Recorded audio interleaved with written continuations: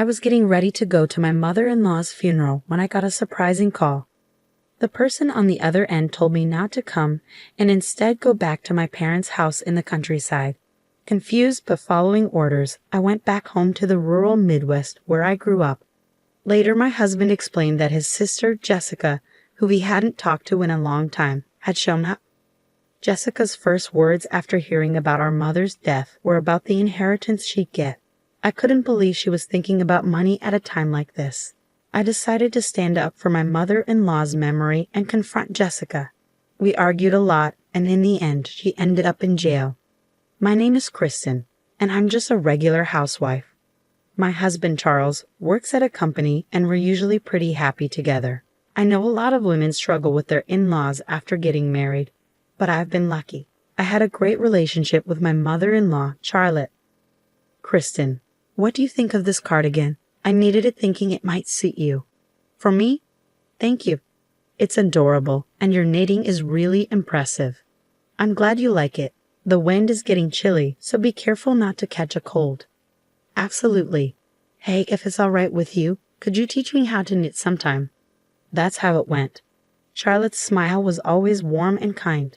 She meant a lot to me. She even helped us out financially sometimes. I loved her like a second mom. But then Kristen, Mom passed away in the hospital. I found out just the other day. Her death shocked me, and I couldn't eat much for a while. It's hard, but I have to accept it.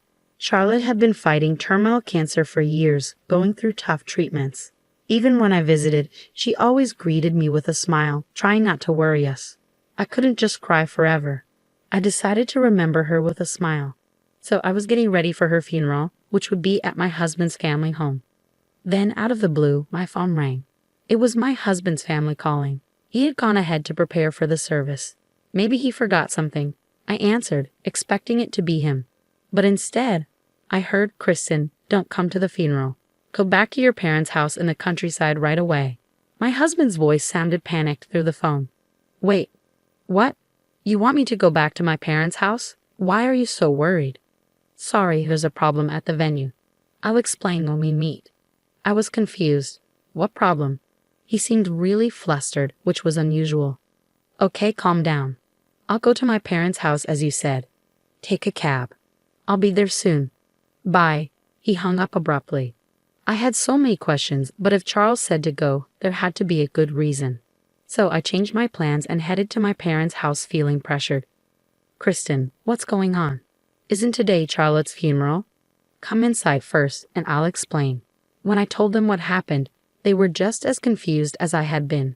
But we couldn't discuss much without Charles. We waited anxiously for him. About an hour later, he rushed in. Kristen, are you okay? I'm fine, but what happened to your hand?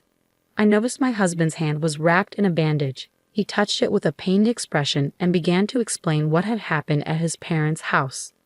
Turns out, my husband has an older sister named Jessica, who's caused trouble for the family since she was young. She's had lots of problems with the police. Despite all this, his mom, Charlotte, never gave up on Jessica. She even took responsibility for Jessica's debts, believing she'd pay them back. But Jessica broke her promise and left home. That was the last they heard from her until the day of their mother's funeral. She showed up asking about her inheritance right after Charlotte passed away. My husband was furious. How could she ask about money at a time like this?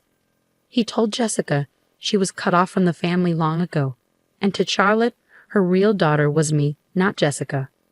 What? Kristen? Who's that woman? It's ridiculous if she can inherit and the real daughter can't. Jessica's face turned red with rage upon hearing the truth. She grabbed my husband's phone and stormed out of the house, spewing hostile words. Apparently, she bit my husband during the confrontation, causing his injury. I quickly locked the phone remotely, but it seemed she might have figured out our address and seen Kristen's face in the contacts and photos. Oh my, I can't believe this. I was stunned to hear about my husband's sister for the first time, and it was shocking to know she was such a terrible person. I'm sorry for keeping this from you. It's a family issue. My husband apologized with a pained expression. We were trying to figure out what to do next, trying to comfort my distressed husband. Well, we should probably avoid our city home for a while, just to be safe, he suggested. Is our rural home address secure? Yes, I didn't save it on my phone just in case. We decided to stay at our rural home. As the new day began, the sun rose and the birds sang. I'm heading to work. If anything happens, call me on my spare phone, okay? Have a good day. I waved goodbye to my husband as he drove off, forcing a smile. But inside, I was filled with worry. What if my sister-in-law showed up? What if she tried to harm me? These thoughts kept me on edge. Whenever I closed my eyes, I couldn't shake the memory of Jessica's angry face at my husband's family home. But here in our rural home, life was calm. Days passed without any trouble, and I started to feel more at ease. The worries that had haunted me were fading away, almost gone. If only the problem with my sister-in-law could just vanish. I began to feel hopeful. But then everything changed. Hello, are Charles and Kristen here? That day, a police officer from the local station showed up at our door. What's going on? I asked nervously, sensing something bad. And unfortunately, I was right.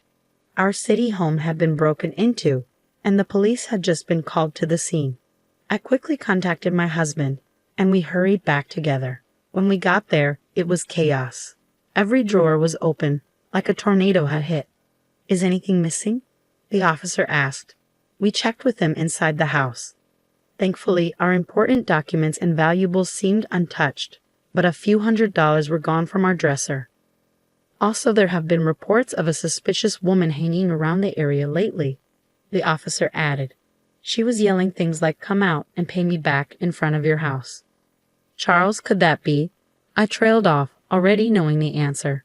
My husband nodded, confirming my suspicions. We explained the situation with Jessica to the police.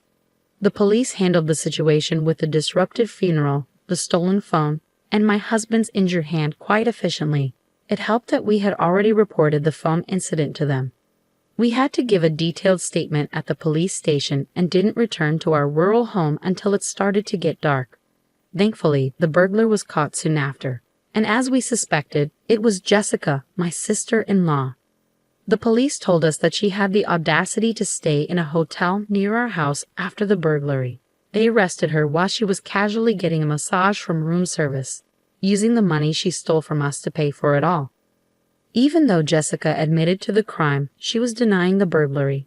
It seemed that when family was involved, things got complicated. We were called back to the police station. We entered the room guided by the officer, and there sat Jessica, sulking in her chair. Suddenly, she spoke up indignantly, accusing my husband. "Charles, how could you betray your own family like this? It's unbelievable." Jessica showed no remorse. She didn't seem to think she had done anything wrong. She probably acted the same way during the police interrogation. According to her, she didn't break into the house to steal. She claimed she came to discuss inheritance matters. But since we weren't home, she said she had no choice but to break in. Even the money she took was just for her expenses nearby, she argued. In essence, Jessica was blaming us for everything. It was such a selfish and narrow-minded way of thinking. Knowing that such a dangerous person held a grudge against me was frightening. If I had encountered her alone, who knows what could have happened. Just the thought made me shiver. Meanwhile, Charles and Jessica were in a heated argument. "You've got some nerve showing up after all this time and acting like you're part of the family. Give me back my phone," Charles demanded. Fine. I'll give it back. You locked it right away," Jessica conceded. "I couldn't even use it properly, just like you, huh? Besides, family is family, isn't it? Both Mom and I cut ties with you a long time ago. That means you have no business with her inheritance. Oh, and leaving all her money to a stranger's daughter instead of her own. Was the old hag out of her mind or what?" I couldn't bear to hear such disrespectful words about Charlotte, so I found myself shouting before I even realized it. But Jessica just glared at me, clearly annoyed. "You that Christian woman, right? The one who stole the inheritance that was supposed to be mine." "No, I didn't steal anything." "What are you talking about?" I tried to defend myself, but Jessica's intense stare made me feel uneasy. I couldn't find the right words. It felt like she could see right through me, and she began to laugh, as if she had won. At that moment, the police officer intervened. "Let's all calm down. It seems there's a lot to discuss, so why don't we have a family discussion first?" He must have decided it was a family matter. We can talk about the charges and everything else later, he said, bringing the situation under control. Later, we gathered for a formal discussion at my in-laws' house. The living room, filled with tension, was adorned with carpets, and Charlotte's relatives sat around a large table. It was Jessica who spoke up first. "If you give me my share of the inheritance, I'll forgive all the past conflicts. You should thank me for being so generous," Jessica said arrogantly. It wasn't surprising. She hadn't changed in over a decade, so we didn't expect her to change in just a few days. She kept insisting, "Give me the inheritance, drop the charges." But we had no intention of meeting her demands. "We've already explained. You were disinherited, so you're not entitled to any of Mom's inheritance." "Well, then why don't you give me some money after you receive the inheritance?" "There's no way that ridiculous idea is going to happen," my husband said, clearly frustrated. I tried to calm him down before addressing Jessica, trying my best to keep a level head. "Jessica, did you actually read all of Charlotte's will? There was a section about you as well. I'm only interested in the part about the inheritance. The rest is probably just her complaints against me." "No, Charlotte was worried about you. She felt regretful," I explained. "Well, then she should have given me the inheritance even more so," Jessica retorted with annoyance. I felt angry, but mostly just sad. She saw her own mother, Charlotte, as nothing more than a way to get money. "Charlotte didn't leave you any money because she knew it wouldn't change you," I said, not waiting for her response. "I won't let someone like you have any of Charlotte's money." "You're telling me you've got some nerve considering you're not even family." "I don't want to hear that from someone who abandoned their own family ties," I shot back. Jessica seemed taken aback for a moment, then her eyes narrowed, glaring at me intensely. It was a frightening look, but this time I didn't look away.